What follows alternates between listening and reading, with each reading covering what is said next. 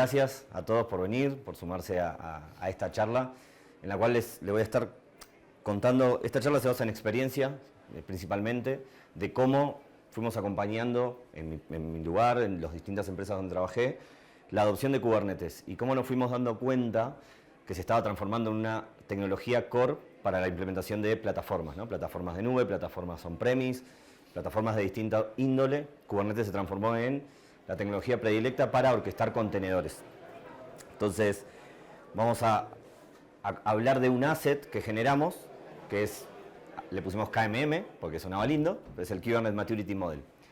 Que a diferencia de uno, que esto es para la antesala, uno que estuvo circulando desde la CNCF, era muy orientado a cómo llevar a cabo esa primera instalación, ¿no? de Kubernetes. Acá vamos a hablar de cómo fuimos viendo que las empresas adoptan Kubernetes, cuáles son los desafíos y otros criterios que obviamente les voy a contar. Un poco la agenda es ver por qué o ver la evolución de Kubernetes a lo largo de los años, por qué necesitamos de este asset, ¿no? Porque asset hay un montón.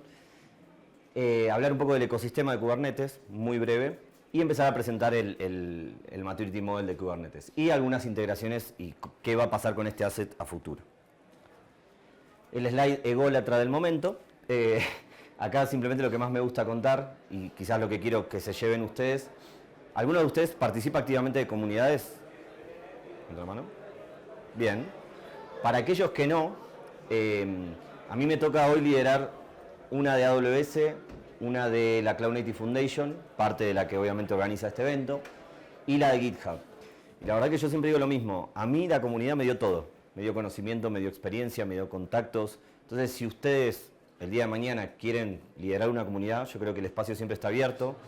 Es un lugar donde ustedes pueden arrancar con muy poco, una contribución, ayudar en un evento como este. Cualquiera sea, contribuir a una comunidad les va a dar mucho más de lo que ustedes también van a proveer. Y nunca se limiten a decir, no estoy aportando nada. Ser voluntario, armar un documento, dar un webinar, cualquier cosa muy simple retroalimenta mucho a la comunidad y por eso, digamos, me embarqué en liderar estas tres. Y bueno, algunas obviamente te dan algún rótulo. Soy CNCF Ambassador, DevOps Ambassador del DevOps Institute. Contribuyo en Open Source. Soy miembro activo de algunas iniciativas como 12 Factor App. No sé si las conocen. Levanten la mano. ¿Alguien la conoce? Aparte de Jaime, que lo tengo acá. Solo para que sepan, un gran amigo de AWS también. Entonces, bueno, 12 Factor App, se los cuento breve, para que no lo conocen, deberían conocerlo. Son un conjunto de 12 reglas que se establecieron para la construcción de aplicaciones Cloud Native. Y bueno, va desde la base, desde tener un código fuente versionado, hasta implementar observabilidad, cómo hacerlo. Y esta iniciativa está evolucionando. Yo hoy formo parte de la mesa que está evolucionando a 12 Factor App para, obviamente, esto inició hace como 10 años, hoy en día hay muchas más tecnologías, GenAI por sin ir más lejos, que está desafiando un poco estas 12 reglas y tenemos que evolucionarlas, obviamente. Así que cualquiera que quiera saber del tema también me puede preguntar. Siempre me gusta hablar desde lo humano. En Argentina soy docente, padre, hincha de Boca Juniors, practicante de artes marciales mixtas, un poco de mis hobbies y algunas de las empresas por las que pasé y trabajé. Hoy soy fundador de Crubit, que somos una consultora que ayuda obviamente a implementar todo este conjunto de tecnologías. Vamos a hablar un poco de Kubernetes. No vamos a hablar de qué es Kubernetes, pero sí vamos a hablar de por qué, ¿no? se fue adoptando tanto. Este indicador ya queda un poquito viejo, pero la verdad es que vemos que se está cumpliendo. Gartner estimaba que el 90% de las organizaciones globales va a estar corriendo aplicaciones en contenedores para producción en 2026. ¿Todos acá están ejecutando cargas en contenedores? Imagino que sí, ¿no? Entonces, vamos, ayúdenme con la... Y otra cosa que empezamos a ver, bueno, contribuciones, ¿no? Fue muy exponencial la contribución del proyecto Kubernetes. Vemos como las principales empresas se empezaron a abocar a darle contribución al proyecto. Google, Red Hat, VMware, AWS, entre Intel, entre otras. La cantidad de contribuidores, commit, pull request que fue escalando es abismal. Y la adopción en empresas también año tras año en miles. No dejó de crecer, si bien estos son indicadores del 2024 que sacó la Cloud Native Foundation, nada, es para mostrar que la verdad la tecnología siempre fue teniendo una adopción gigante. Pero ¿por qué estamos acá? Y seguramente algunos conocen esta imagen. Nadie dijo que Kubernetes es sencillo, Y siempre vamos desde, no, instalá, correr los contenedores y es todo mágico, todo escala y todo, solamente son un par de deployment, QCTL, listo, se resolvió todo. ¿Le pasó a alguno de ustedes eso? Sí, bueno, escucho un par de risas, así que me quedo tranquilo. Y después empezamos con la escalabilidad, con la observabilidad, con el profiling, que si pregunto quién hace profiling sobre Kubernetes en aplicaciones, no quiero ni contar, porque realmente a veces no tiene sentido, pero es una gran necesidad. Disruption budgets, cuestiones de chaos engineering, un montón de cosas que a medida que vamos entrando en las capas más profundas de Kubernetes generan desafíos técnicos, mantener a los profesionales capacitados, cosa que también es algo complicado hoy en día. ¿Qué herramientas vamos a utilizar? Ahora vamos a hablar un poco de eso. Y nunca terminamos de entender qué tan bien estamos. No, tenemos Kubernetes, no, sí, tenemos Argo, no, tenemos observabilidad, tenemos todo, estamos perfectos. Nada más lejos de la realidad. ¿Y qué le suma un desafío a esto? Es, no sé si vieron algunos de estos gráficos, hermosos. ¿Cómo deciden ustedes con esto? Yo no puedo, o sea, veo tantas cosas todo el tiempo que realmente es un desafío. Yo les dejo igual como dato, estos son obviamente algunos creadores de contenido que pusieron estas hermosas gráficas y uno tiene que estar definiendo entre automatización de infraestructura, observabilidad, seguridad, runtime, gestión del clúster. Hay un sitio que es el Kubernetes Map o K8S Map, que se los dejo ahí, que lo organiza bastante bien, pero no tiene todo tampoco. Siguen saliendo más herramientas.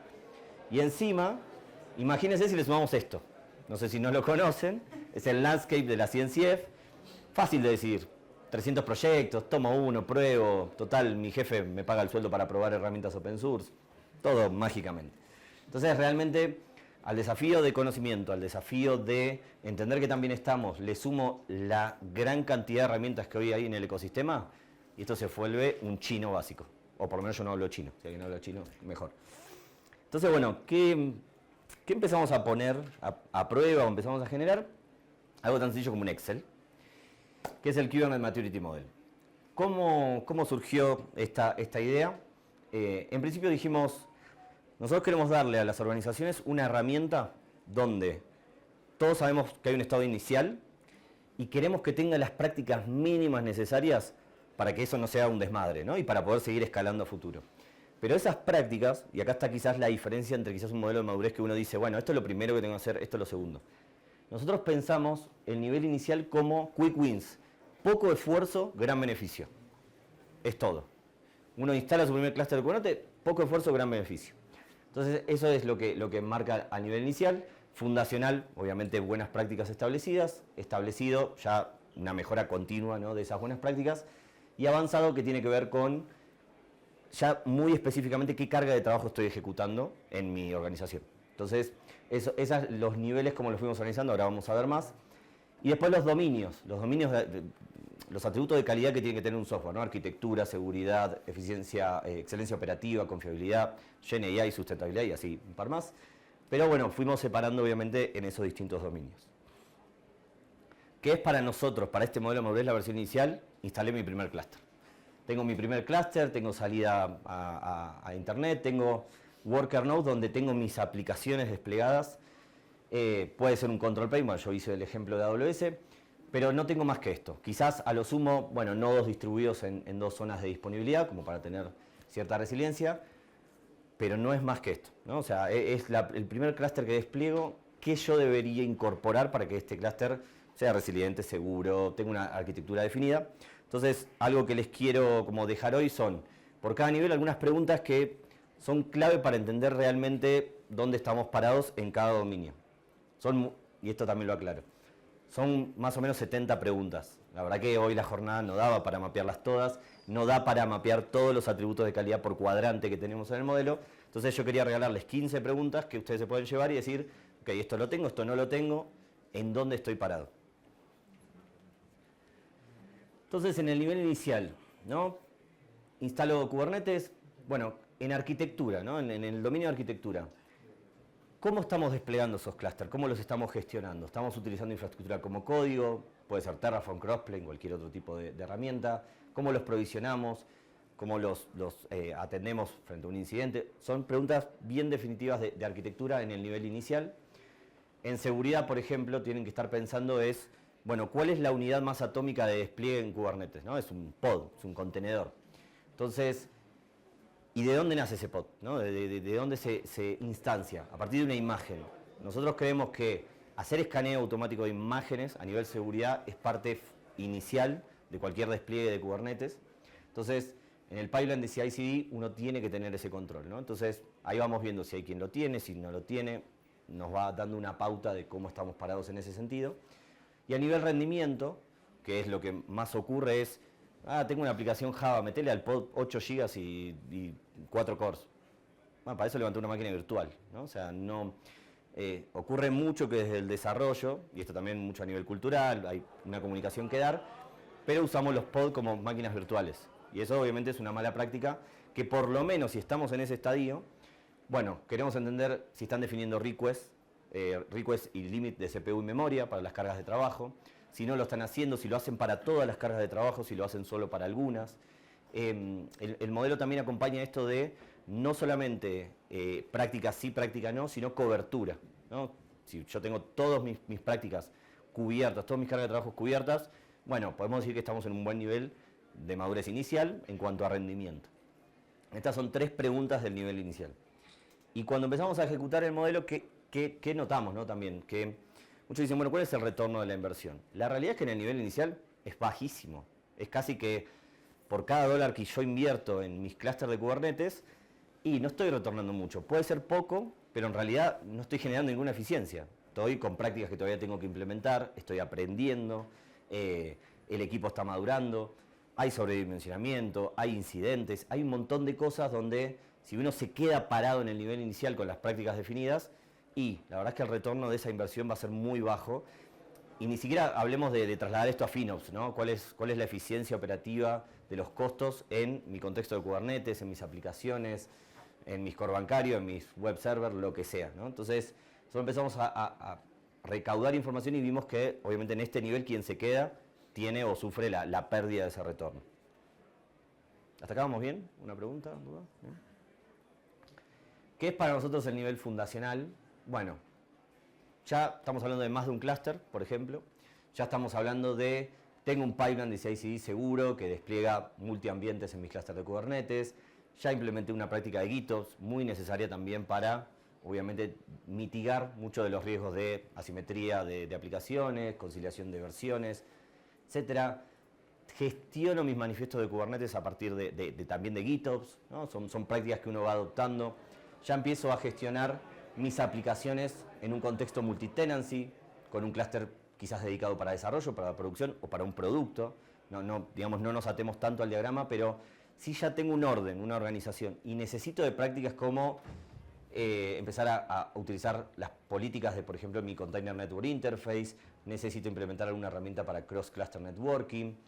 Obviamente, si yo estoy haciendo una agrupación lógica o física del multitenancy dentro de mis clústeres, bueno, ¿con qué solución la voy a incorporar? Entonces, el nivel fundacional es las buenas prácticas que ya hoy se conocen en la industria sobre Kubernetes, aplicadas a todo mi ecosistema, ¿no? Entonces, ¿qué preguntas surgen quizás en este nivel? Ya cuestiones de confiabilidad, ¿no? Tenemos implementada correctamente Liveness Proof, Readiness Proof para las cargas de trabajo críticas en producción, la optimización de costos, y este es un punto clave. Si están utilizando alguna herramienta, puede ser OpenCost, QCost o cualquiera comercial de las que puedan llegar a conocer, para visualizar y analizar los costos de mis cargas de trabajo en Kubernetes, o por lo menos atribuirlas a algún segmento, namespace, aplicación, clúster entero, ¿no? Pero la idea es empezar a optimizar costos. La excelencia operativa, como les decía, están utilizando GitOps, puede ser Argo, Flux, cualquier otra herramienta, como el método principal para declarar, sincronizar estado entre las aplicaciones y los desarrollos. Entonces, con estas 3 preguntas, sabemos que, muy básicas, pero sabemos si están implementadas las buenas prácticas ya fundacionales dentro del ecosistema. Y algo que notamos es, ya en esta etapa, por lo menos, podemos llegar a un retorno de la inversión de entre el 15 y el 30%. ¿Qué quiere decir? Entre cada dólar que mi empresa invierte en Kubernetes, 30 centavos de dólar empezamos a retornar esa inversión. Pero bueno, se empieza a ver eficiencia positiva, hay reducción del time to market, con GitOps, con las prácticas de seguridad en CI/CD, vemos despliegues automatizados, un delivery consistente de software. Y encima hoy en día ya vamos a ver también que quizás en el estadio más avanzado, todo lo que tiene que ver con la ingeniería de plataformas, los developer portal, es clave tener este tipo de prácticas. La reducción de los costos operativos, ya empezar a tener infraestructura elástica, mejoras de seguridad, entornos simétricos y funcionales. Y la reducción de fricciones con los desarrolladores en este contexto de plataforma, ¿no? Porque ya saben mejor cómo construir para desplegar en Kubernetes. Y una de las cosas que también esperamos como asset de finalizar el nivel fundacional es algo como esto, ¿no? También hay muchos nombres, pero, por ejemplo, del nivel fundacional tienen que salir cómo construimos nosotros nuestra seguridad en los contenedores. La seguridad en contenedores, por eso esta charla no es tan inicial, pero digo, los que conocen saben que hay un modelo de cebolla donde vamos desde el host hasta la aplicación y los datos. Entonces, empezar a entender y construir, ok, si yo quiero controlar la seguridad o detectar amenazas, puedo usar herramientas basadas en eBPF como Falco, puedo usar herramientas de control de políticas como Checkov, Kix o algunos de CloudFormation, puedo usar WarDuty en AWS para control en runtime. O sea, puedo decidir cuáles son algunas de las herramientas que recomendamos obviamente para suplir la necesidad o mitigar los riesgos en cuanto a seguridad. No voy a hablar de seguridad hoy, pero digo, para el resto del ecosistema también lo mismo, ¿no? Esto es lo que esperaríamos, políticas con Kyverno, análisis para nuestras aplicaciones con Gripe, con KubeSec, Trivi, la que sea, multitenancy gestionado con Capsule, backups con Velero, validación de APIs con Pluto o Qvent. Hay un montón de herramientas que hay dando vuelta. La idea es construir por cada uno de los dominios un framework de acción. Esto es lo que esperaríamos en el nivel fundacional también. No es solamente entender cómo estamos, sino empezar a definir cuáles son el conjunto de herramientas que construimos para cada dominio. Y después, no sé si se ve muy bien, pero bueno, después pasamos al nivel establecido, que acá ya estamos hablando de, obviamente, una alta gestión de múltiples clústeres, donde eventualmente tengo cargas de trabajo muy dedicadas, ¿no? Acá no se ve, pero bueno, acá dice chaos testing, profiling, tengo worker nodes que quizá los asocié para ofrecer un tipo de servicio específico, cross aplicaciones.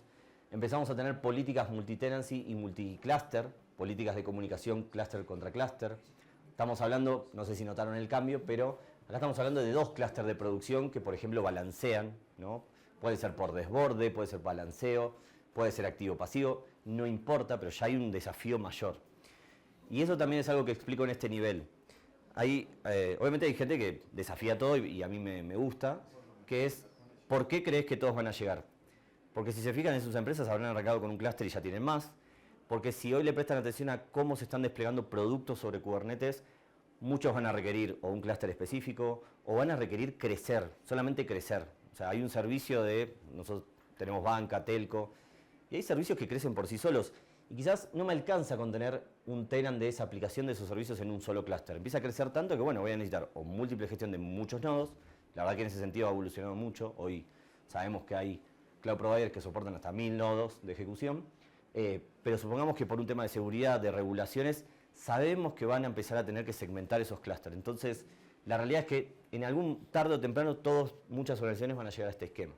Entonces van a necesitar gestión multicluster, van a tener que implementar algún tipo de comunicación, vamos a decir, mejorada en cuanto a la comunicación entre servicios, puede ser con un service mesh con Istio, pero lo importante quizás son más que nada las prácticas, ¿no? Mutual TLS, traffic routing, circuit breaker, observabilidad con profiling, trazabilidad distribuida, bueno, un montón de prácticas que ya empiezan, y de hecho acá también lo marco con algunas prácticas, un montón de prácticas que empiezan a hacer cross a todos nuestros clústeres y a todas nuestras cargas de trabajo, que encima tienen muchas características específicas, ¿no? Y ni hablar hoy en día que también existe lo que es Machine Learning o GenAI sobre Kubernetes, que eso ya lo dejamos para el nivel avanzado, pero bueno, de esto estamos hablando cuando hablamos del nivel establecido. ¿Y qué preguntas hacemos? Obviamente preguntas un poquito más profundas, como por ejemplo en seguridad, si están utilizando un motor de políticas, puede ser Open Policy, puede ser Kyverno, y cómo las están definiendo, qué auditan de esas políticas, ¿no? y dónde alojan esos eventos. A nivel arquitectura, bueno, justamente están implementando activamente Service Mesh o están gestionando la comunicación servicio contra servicio de alguna manera avanzada. En confiabilidad, si es que están ejecutando ejercicios de chaos engineering en Kubernetes, ¿no? Donde no solamente mido la capa de infraestructura con errores, mido mi aplicación con errores, sino que mido errores en Kubernetes también, y ahí obviamente también hay un montón de herramientas que nos pueden resolver eso.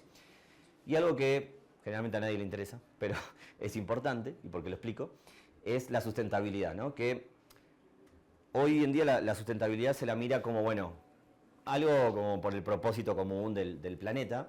La realidad es que van avanzando. Nosotros tuvimos un caso específico donde las políticas de, ¿cómo es que se le dice?, de responsabilidad empresarial recibieron una regulación donde había penalización por la emisión de altas cantidades de carbono. Y esa penalización era como de millones y millones de dólares. Entonces, nada, ahí las empresas van a empezar a cambiar, si no les pasa hoy, capaz les pasa dentro de poco, van a empezar a cambiar el mindset. Es, bueno, si no implemento esto, es gasto. Pero este gasto, como la seguridad y como muchas de otras cosas, a futuro va a ser dinero. Porque cuando haya que pagar esa penalidad, implementar o medir el consumo energético de los clústeres y los pods con una herramienta como Kepler, o implementar estrategias para reducción, apagar entornos no productivos, etcétera, va a tomar mucho más sentido, porque por esos dólares que uno implementaría esa sustentabilidad, uno no corre el riesgo de pagar 10 millones de dólares por políticas de emisión y cuestiones de sustentabilidad. Entonces, realmente en el nivel establecido, tratamos de que cada una de las organizaciones mida activamente este consumo y aplique estrategias o acciones para mitigar los temas de sustentabilidad. Pero bueno, por eso también lo sumamos en este nivel. Tranquilamente, todo lo que tiene que ver con la implementación o la medición también podría ser parte del estado fundacional, pero ya en el establecido tiene que estar, ¿no? Y eso también es como, cuando hablamos de estas preguntas en el establecido, es que ya es algo que tiene que estar. Y acá en el nivel establecido lo que empezamos a notar es que sí, realmente ya podemos llegar a un 50% del retorno de la inversión, porque, de nuevo, acá tenemos acelerado mucho más el time to market, tenemos mejor resiliencia, menos downtime, incidentes, o los atendemos mejor, ¿no? Por la observabilidad, por el profiling, por la realidad de poder estableciendo mejores prácticas de liveness proof, o sea, la autosanidad, ¿no? de las aplicaciones en el clúster es lo que generalmente nos genera menos downtime. La optimización de costos operativos, acá la idea es siempre llegar a un uso muy eficiente de la infraestructura. Hoy en día, de nuevo, ¿no? Conocen que hay para tener nodos serverless, hay nodos autogestionados, los cloud providers van ofreciendo distintas alternativas, no me quiero atar a uno, pero saben de lo que hablo. Y después, bueno, a nivel cultural, también hay mucha más productividad y colaboración. Ya los dev conocen, la parte operativa ya entiende cómo se están desarrollando mis equipos, pueden acompañar a los equipos de desarrollo con mejores prácticas desde el núcleo del desarrollo. Y acá un ejemplo que doy mucho es, muchas veces pasa que un desarrollador tira su código, tira su versión y el clúster de Kubernetes se escala como debe, ¿no? Entonces, nosotros lo que vimos es que hay una relación muy directa entre si estás desarrollando algo que, por ejemplo, contiene una JVM y vos, alguno desarrolla Java, me puede ayudar, pero sabemos que los niveles de liberación de memoria, del garbage collector, todo, no llegan a actualizar o a reflejar en un pod en tiempo real esa liberación de memoria. Entonces muchas veces uno tiene que jugar con esos indicadores de la JVM para que realmente las políticas de autoscaler a nivel pods surjan los efectos que queremos, y eso después, optimizado en esa capa, también podemos hacer mejores políticas de autoescalamiento de nodos, automático, y eso también nos lleva a una mejor práctica de, bueno, qué tipo de nodo vamos a usar. Hay una correlación muy directa, ¿no? en ese proceso donde podemos hablar con los desarrolladores, con los ingenieros de plataforma y establecer un punto común. En esta etapa se da esa situación y eso la verdad es lo que genera mucho más retorno de la inversión. Y bueno, como les decía, en un nivel avanzado ya estaríamos hablando de cargas de trabajo muy específicas. ¿Cómo puede ser? Por ejemplo, acá un ejemplo que puse es Confidential Computing, no sé si alguien sabe, pero es básicamente tener en el end-to-end de ejecución de un proceso encripción en memoria, desde que nace el servicio hasta que se muere. Podemos tener Machine Learning Workers para entrenamientos, para inferencia, y obviamente todo eso requiere de otras características de cómputo, de prácticas de escalamiento. Entonces, en el nivel avanzado entendemos que hay organizaciones que ya tienen muy claro cuáles son esas cargas de trabajo específicas, y cuáles son las prácticas que tienen que acompañar esas cargas de trabajo específicas. Entonces, eso es el modelo avanzado. Y también algo que le sumamos, que no sé si se nota acá, pero ya estamos hablando de clústeres multiregión. Estamos hablando de clústeres que quizás están en una región de América, en una región de Europa, y y los tenemos que comunicar también entre ellos. Y ahí hay grandes desafíos también, ¿no? Entonces, ahí tenemos que evolucionar las prácticas de comunicación, de networking, entre otras cosas. Y entonces, en este nivel, ya, si bien hay como algunas preguntas que creo que me quedaron... Ah, sí, me quedó al revés. Preguntas para el nivel avanzado es, ya lo dije, pero están explorando activamente tecnologías como cómputo confidencial para proteger cargas de trabajo. En GenAI están desplegando modelos, utilizando frameworks de serving, por ejemplo, Triton, Kserve, VirtualLM, o aplicando prácticas de Machine Learning Ops específicas. Optimización de costos es si ya Kubernetes está dentro de nuestro programa de FinOps como estrategia, o en excelencia operativa es ya están construyendo utilizando, por ejemplo, sobre Kubernetes un Internal Developer Platform para catalogar servicios, para obviamente desplegar aplicaciones en Kubernetes de forma estandarizada, ¿no? Este es como ya el nivel avanzado, donde acompañaríamos cuáles son las prácticas para responder este tipo de preguntas. Vuelvo un toque a los indicadores. Acá ya tenemos un retorno de inversión mayor al 50%, o sea, por cada dólar ya podemos generar $2 de retorno. Y tenemos innovación acelerada, porque tenemos obviamente muy buenas prácticas sobre Kubernetes o sobre cómo ejecutamos nuestras cargas. Costo mínimo por unidad, a medida que vamos eficientizando esa transaccionalidad, obviamente el costo por esa transacción disminuye. Calidad y seguridad, obviamente porque tenemos grandes prácticas de compliance implementadas. Y bueno, equipos altamente productivos por esto que decíamos, ¿no? Cultura cloud native, developer portals, flujos automatizados, reducción de la fricción, ¿no? Del desarrollador hacia la plataforma. Entonces, acá sí realmente obtenemos un retorno de inversión muy alto en cuanto a comparándolo con los otros niveles. Y un poco del asset, también lo que se obtiene es un diagrama de evaluación, un diagrama de radar, ¿no? Muy simple, donde por cada dominio se va estableciendo un scoring en las respuestas y uno puede ver rápidamente dónde está parado, ¿no? Que fue el problema que planteamos inicialmente. ¿Dónde estamos? Bueno, tendríamos que mejorar en GenAI, tendríamos que mejorar en la optimización de costos. Hoy pasa mucho que la gente está muy bien en excelencia operativa y arquitectura, todos ponen un Argo, todos definen muy bien los clústeres, pero ya después en otros aspectos, seguridad, sin ir más lejos, no entiende dónde está. Entonces, está bueno en un solo vistazo, ¿no? Entender la herramienta, lo que te da es entender dónde estamos y qué dominio deberíamos priorizar de cara a un roadmap de trabajo. Hasta acá todo bien, porque queda solamente una cosita más, un poco del el empuje que le estamos dando y que tenemos la intención es, bueno, junto a AWS, está acá presente así que no me dejan mentir, la idea de, obviamente de otorgarlo y donarlo para distintos programas, para que lo puedan usar. No sé si hay clientes acá de AWS, hay una herramienta de Assessment Tool, que tenemos como esa idea, ¿no? de incorporarlo. Y también por el lado de la Cloud Native Foundation, si bien existen distintos grupos de advisory dentro de la Cloud Native Foundation, nosotros veníamos conversando con el Technical Advisory Group de Application Delivery, que son los que generaron el Maturity Model de Platform Engineering, ¿no? Ellos generaron uno para ingeniería de plataformas. Nosotros veníamos hablando con ellos, ahora justamente se está reestructurando la CNCF en alguno de los advisory group, así que veremos en cuál cae. Pero principalmente estamos viendo con ellos temas de licenciamiento open source, de, ¿cómo es que se dice? Ya a esta altura me olvidé.